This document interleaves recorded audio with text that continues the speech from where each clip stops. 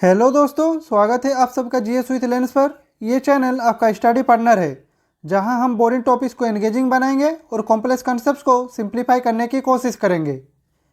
अभी हम लोग एम लक्ष्मीकांत सर की इंडियन पॉलिटी की किताब से सेंटर स्टेट रिलेशन वाला चैप्टर पढ़ रहे हैं और आज के इस वीडियो में हम बात करेंगे राजामन्नर कमेटी, आनंदपुर साहिब रेजोल्यूशन और वेस्ट बंगाल मेमोरेंडम के बारे में। तो चलिए शुरू करते हैं। तो सबसे पहले बात करते हैं राजामन्नर कमेटी ऑफ 1969 के बारे में। तो देखिए, ये कमेटी काफ़ी सिग्निफिकेंट थी क्योंकि इसने स्टेट्स की ऑटोनॉमी बढ़ाने और सेंटर के इंटरफेरेंस को कम करने की बात की थी। तो this committee was appointed by Tamil Nadu government and it aim to secure maximum autonomy for states.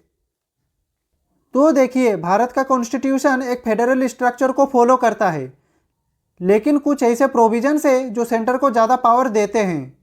इस वजह से स्टेट्स डिपेंडेंट हो जाते हैं सेंटर पर, स्पेशली फाइनेंशियल और पॉलिटिकल मैटर्स में। 1969 में तमिलनाडु गवर्नमेंट, जो उस समय डीएमके पार्टी के अंडर थी, उन्होंने ये महसूस किया कि स्टेट्स को ज़्यादा पावर मिलनी चाहिए। इसी वजह से उन्होंने एक 3 मेंबर कमेटी अपॉइंट की, जिसमें डॉक्टर पीवी राजामन्नर को चेयरमैन बनाया गया और इसीलिए इस कमेटी का नाम राजामन्नर कमेटी रखा गया था। इस कमेटी का ऑब्जेक्टिव था सेंटर स्टेट रिलेशन को रिव्यू करना, स्टेट्स को ज़्यादा ऑटोनॉमी देने के तरीका ढूंढना और भारत में यूनिटरी टेंडेंसी को कम करना। इस कमेटी ने 1971 में तमिलनाडु गवर्नमेंट को अपनी रिपोर्ट सबमिट की थी। तो देखिए दोस्तों, इस कमेटी ने एनालाइज किया था कि भारत में सेंटर स्टेट रिलेशन काफ़ी इम्बेलेंस है और सेंटर के पास ज़्यादा पावर है जो स्टेट्स की इंडिपेंडेंस को लिमिट करती है। तो चलिए अब देखते हैं कि इस कमेटी ने कौन से इशूज हाईलाइट किए थे। तो इस कमेटी के द्वारा पहला आइडेंटिफाइड इशू था centralisation tendency in the constitution. यानी कि इस कमेटी ने कहा कि हमारे कॉन्स्टिट्यूशन में ऐसे बहुत सारे प्रोविजंस हैं जो सेंटर को एक्स्ट्रा ऑर्डिनरी पावर्स देते हैं, जैसे इमरजेंसी प्रोविजंस, गवर्नर की पावर और रेसिडुअरी पावर्स। नेक्स्ट इशू था one party dominance at centre and states. तो देखिए, उस समय सेंटर और स्टेट्स में मोस्टली एक ही पार्टी यानी कि कांग्रेस का रूल था, जिसकी वजह से ऑपोजिशन स्टेट्स अपनी पॉलिसीज इंप्लीमेंट नहीं कर पा रही थी। इसका नेक्स्ट आइडेंटिफाइड इशू था financial dependence of states on centre. यानी कि स्टेट्स अपने रेवेन्यू जनरेट नहीं कर पा रही थी और हमेशा सेंट्रल गवर्नमेंट से फंड्स की डिमांड करनी पड़ती थी। इस कमेटी के द्वारा लास्ट आइडेंटिफाइड इशू था सेंट्रल प्लानिंग सिस्टम इशू। यानी कि प्लानिंग कमीशन काफ़ी सेंट्रलाइज था, जो स्टेट्स की इकोनॉमिक प्लानिंग में इंटरफेरेंस करता था। तो चलिए दोस्तों, अब चलते हैं हमारे नेक्स्ट स्लाइड पे। तो दोस्तों, इस स्लाइड में हम बात करते हैं कि राजामन्नर कमेटी ने कौन से इंपॉर्टेंट रिकमेंडेशन दी थी जो सेंटर स्टेट रिलेशन को रिफॉर्म कर सकती थी। तो इस कमेटी का पहला रिकमेंडेशन था formation of inter state council. यानी कि एक इंटर स्टेट काउंसिल तुरंत एस्टैब्लिश किया जाए जो सेंटर और स्टेट्स के बीच कोऑर्डिनेशन बढ़ाए। हमारे कॉन्स्टिट्यूशन में आर्टिकल 263 में इंटर स्टेट काउंसिल को डिफाइन किया गया है। इस कमेटी का नेक्स्ट रिकमेंडेशन था finance commission as a permanent body.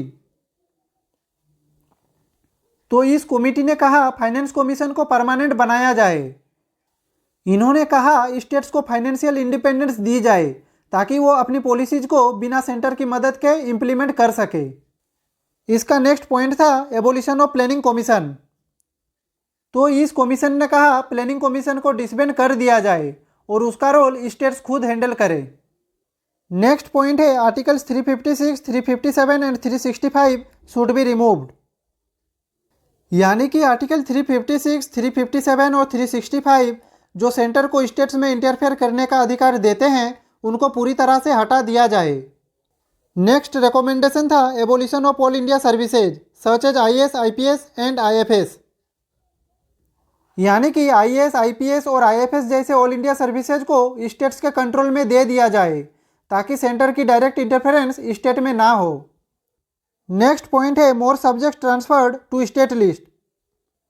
यानी कि इस कमीशन ने कहा कुछ सब्जेक्ट्स जो अभी सेंटर के पास यूनियन और कॉन्करेंट लिस्ट में हैं, उनको स्टेट लिस्ट में डाला जाए ताकि स्टेट्स को ज़्यादा पावर मिले।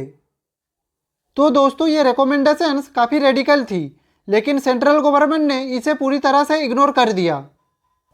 इस कमेटी का कोई भी रिकमेंडेशन एक्सेप्ट नहीं की गई, लेकिन ये रिपोर्ट एक लैंडमार्क डॉक्यूमेंट बनी जो फ्यूचर सेंटर स्टेट रिलेशंस के डिस्कशन में यूज होती रही। तो चलिए अब चलते हैं हमारे नेक्स्ट स्लाइड पे। तो इस स्लाइड में हम बात करेंगे आनंदपुर साहिब रेजोल्यूशन के बारे में। ये रेजोल्यूशन 1973 में अकाली दल के द्वारा पास किया गया था और इसका संबंध पंजाब के साथ साथ भारत के फेडरल स्ट्रक्चर से भी है। तो चलिए इसे समझते हैं। तो this resolution was proposed by Akali Dal and it demanded greater autonomy for states. तो देखिए दोस्तों, सबसे पहले समझते हैं कि आनंदपुर साहिब रेजोल्यूशन आखिर क्या था। तो 1973 में अकाली दल ने पंजाब के आनंदपुर साहिब में एक महासभा बुलाई थी।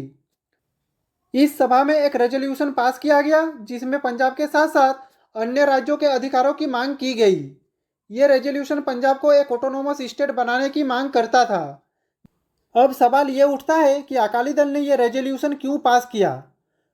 तो देखिए, उस समय कई राज्यों को लगता था कि सेंट्रल गवर्नमेंट बहुत ज़्यादा पावर यूज कर रही है और राज्यों को विकास के लिए कम स्वतंत्रता दी जा रही है। इस वजह से पंजाब के अकाली दल ने राज्यों के अधिकारों को मजबूत करने की मांग की।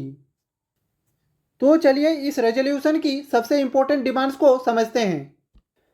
तो इस रेजोल्यूशन ने कहा centre should only control defence, foreign affair, communication and currency. तो इस रेजोल्यूशन का सबसे बड़ा पॉइंट ये था कि सेंट्रल गवर्नमेंट के पास सिर्फ 4 विषय होनी चाहिए और वो 4 विषय थे डिफेंस, फॉरेन अफेयर, कम्युनिकेशन और करेंसी। इसका मतलब ये था कि बाकी सभी विषय राज्यों के पास होनी चाहिए। इस रेजोल्यूशन ने कहा इससे स्टेट्स अपने नियम खुद बना सकेगा और बिना केंद्र के हस्तक्षेप के अपना विकास कर सकेगा। इस रेजोल्यूशन ने यह भी कहा residual powers should be given to states.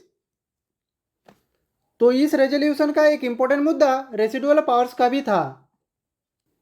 तो ये रेजोल्यूशन ये डिमांड कर रही थी कि रेसिडुअरी पावर्स यानी कि जो सब्जेक्ट कॉन्स्टिट्यूशन के यूनियन लिस्ट, स्टेट लिस्ट और कॉन्करेंट लिस्ट में नहीं है वो राज्यों को मिलने चाहिए, ना कि केंद्र सरकार को।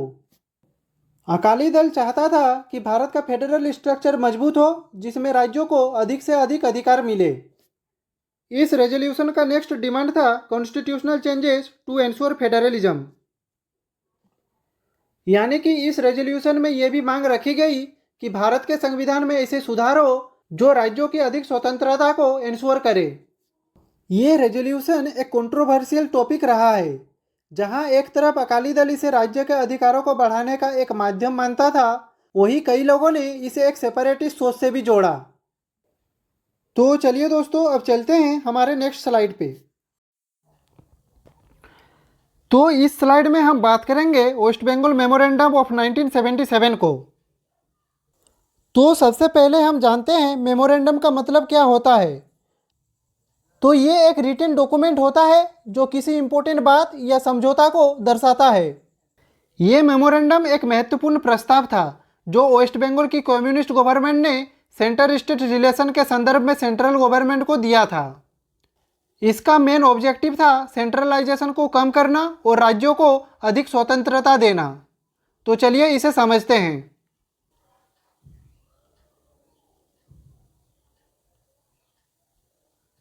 तो this memorandum was issued by West Bengal government. इस मेमोरेंडम का पहला प्रपोजल था replace union with federal in the constitution. यानी कि इसका सबसे पहला मुद्दा ये था कि भारत के संविधान में जो शब्द यूनियन लिखा गया है उसे रिप्लेस करके फेडरल किया जाए। यूनियन का मतलब होता है एक मजबूत केंद्रित व्यवस्था जिसमें स्टेट्स की पावर सीमित होता है, जबकि फेडरल का मतलब होता है एक संतुलित व्यवस्था जिसमें स्टेट्स और सेंटर्स के बीच अधिक स्वतंत्रता और समानता होती है। उस समय की वेस्ट बंगाल गवर्नमेंट का यह मानना था कि अगर भारत को सही अर्थों में फेडरल स्ट्रक्चर बनाना है तो इस परिवर्तन की आवश्यकता है। इसका नेक्स्ट प्रपोजल था centre's power limited to defence, foreign affair, currency and economic coordination. यानी कि वेस्ट बंगाल गवर्नमेंट की दूसरी मांग ये थी कि केंद्र सरकार का अधिकार क्षेत्र को सीमित किया जाए और सिर्फ 4 मुख्य विषयों तक रखा जाए। ये 4 मुख्य विषय थे डिफेंस, फॉरेन अफेयर, करेंसी और इकोनॉमिक कोऑर्डिनेशन। इन्होंने कहा बाकी सभी विषय स्टेट्स के अधिकार में होने चाहिए। इसका मतलब है कि एडुकेशन, हेल्थ, एग्रीकल्चर जैसे महत्वपूर्ण विषय सिर्फ स्टेट्स के अंडर होने चाहिए, ना कि सेंटर के। इसका नेक्स्ट प्रपोजल था एबोलिशन ऑफ आर्टिकल 356, 357 एंड 360। तो दोस्तों ये सारे आर्टिकल्स इमरजेंसी पावर से रिलेटेड है। तो आपने सुना होगा कि कभी कभी प्रेसिडेंट्स रूल लग जाता है और एक स्टेट की सरकार सेंट्रल गवर्नमेंट के कंट्रोल में चली जाती है।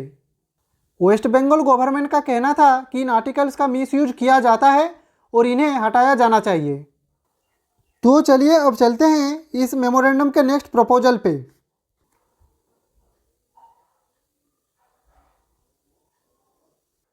तो नेक्स्ट प्रपोजल था रेसिडुअल पावर्स टू स्टेट। तो हमारे कॉन्स्टिट्यूशन में कुछ विषय यूनियन लिस्ट, स्टेट लिस्ट और कॉन्करेंट लिस्ट में दिए गए हैं, लेकिन कुछ नए टॉपिक्स आते रहते हैं जिनको कहीं मेंशन नहीं किया जाता। ये रेसिडुअरी सब्जेक्ट्स कहलाते हैं। आज की डेट में ये पावर सेंटर के पास है, पर वेस्ट बंगाल मेमोरेंडम ये चाहता था कि रेसिडुअरी सब्जेक्ट्स स्टेट्स को दिए जाएं। इसका नेक्स्ट पॉइंट है 75% of centre's revenue to states. यानी कि वेस्ट बंगाल गवर्नमेंट चाहती थी कि जो भी टोटल रेवेन्यू सेंटर कलेक्ट करे उसका 75% हिस्सा स्टेट्स को दिया जाए। उनका मानना था कि स्टेट सेंटर के ऊपर फाइनेंशियल एड के लिए डिपेंडेंट होते हैं। अगर उनके पास खुद का रेवेन्यू होगा तो वो अपनी स्कीम्स और डेवलपमेंट प्रोजेक्ट्स को बिना सेंटर की मदद के चला सकेंगे। नेक्स्ट प्रपोजल था equal powers for Rajya Sabha and Lok Sabha. तो देखिए दोस्तों, हमारा पार्लियामेंट दो हाउसेज में डिवाइडेड है। लोकसभा जिसमें ज़्यादा पावर होती है और राज्यसभा जो थियोरिटिकली स्टेट्स को रिप्रेजेंट करती है, लेकिन असल में राज्यसभा की पावर लिमिटेड है। वेस्ट बंगाल मेमोरेंडम ने मांग की कि राज्यसभा को लोकसभा के बराबर अधिकार मिलने चाहिए ताकि स्टेट्स की आवाज़ मजबूत हो सके। इसका नेक्स्ट प्रपोजल था abolition of all India services. तो देखिए दोस्तों, हमारे देश में आईएएस और आईपीएस जैसी ऑल इंडिया सर्विसेज होती है जो पूरे देश में काम करते हैं, लेकिन वेस्ट बंगाल मेमोरेंडम का कहना था कि ऑल इंडिया सर्विसेज को एबोलिश करके सिर्फ सेंट्रल और स्टेट सर्विसेज का निर्माण किया जाए। इसका मतलब ये होता कि स्टेट गवर्नमेंट अपने ऑफिसर्स को खुद रिक्रूट करे और उनके ऊपर पूरा कंट्रोल रखे। तो दोस्तों ये थे वेस्ट बंगाल मेमोरेंडम के कुछ इंपॉर्टेंट पॉइंट्स। इसका मेन ऑब्जेक्टिव था राज्यों की ऑटोनॉमी को बढ़ाना और सेंटर की पावर को सीमित करना। लेकिन अब सवाल आता है, क्या सेंट्रल गवर्नमेंट ने इसे एक्सेप्ट किया था? तो इसका जवाब है नहीं। सेंटर ने इन सभी डिमांड्स को रिजेक्ट कर दिया था। तो ये दिखाता है कि सेंटर स्टेट रिलेशंस भारत की एक बहुत बड़ी समस्या रही है और आज भी ये एक विवाद का विषय है। तो आज के लिए बस इतना ही दोस्तों। अगर आपको ये वीडियो इन्फॉर्मेटिव लगी हो तो लाइक करें, शेयर करें और ऐसे ही वीडियो देखने के लिए चैनल को सब्सक्राइब करें। तो मिलते हैं अगले वीडियो में एक नए टॉपिक के साथ। तब तक के लिए खुश रहिए, स्वस्थ रहिए। जय हिंद, वंदे मातरम।